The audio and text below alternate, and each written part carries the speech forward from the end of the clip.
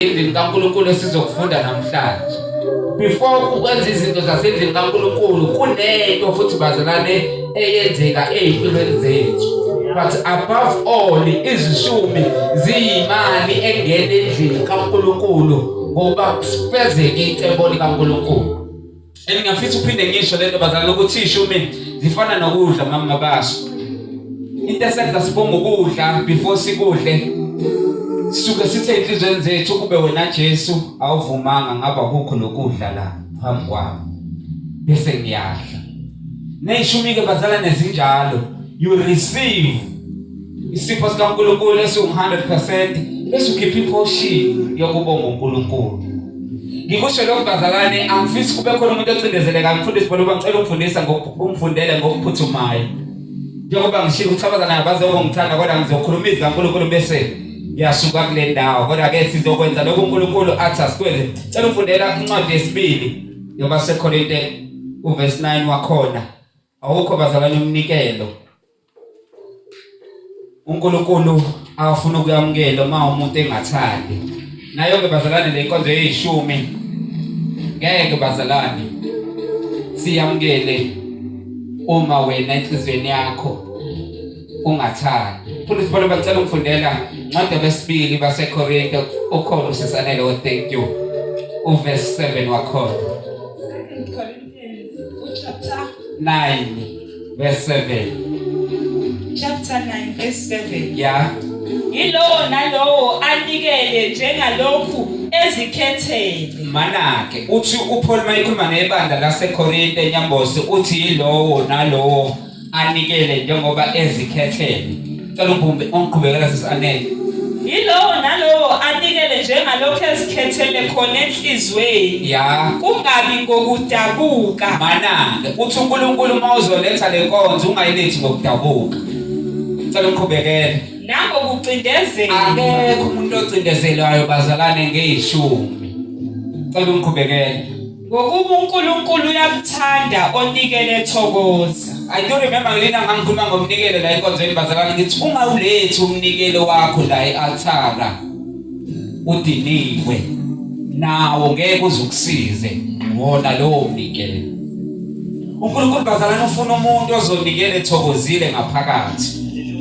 Ishumi bazalwane aziyona into ecindezelayo ukuthi zenze endlini kaNkulunkulu kodwa uthi uNkulunkulu mawuthokoza ngazo zilethe endlini yakhe. Ngiyafisa ukusho bazalwane ukuthi ishumi zenye indlela yokubonga uNkulunkulu ngento uNkulunkulu asuke esibusise ngayo. Cela ukufundela incwadi kaGenesis verse la siqala khona sithola ukubona ikholwa elihambisa khona ishumi ukuthi kwakwenzakalani ize lihambisa ishumi endlini kaNkulunkulu noma kwincebo kaNkulunkulu. Incwadi uGenesis chapter 14 from verse 16 to 20. Cela ukufundela sisanele. Verse 16. Yes. Wabuyisa yonke impahla. Wabuyisa yonke impahla. Wambuyisa nolothu umzalwane wakhe. Wabuyisa nolothu umzalwane wakhe. Nempahla yakhe. Nempahla yakhe. Nabesifazane. Nabesifazane. Nabantu. Emva kokubuya kwakhe ekunqobeni. Yeah.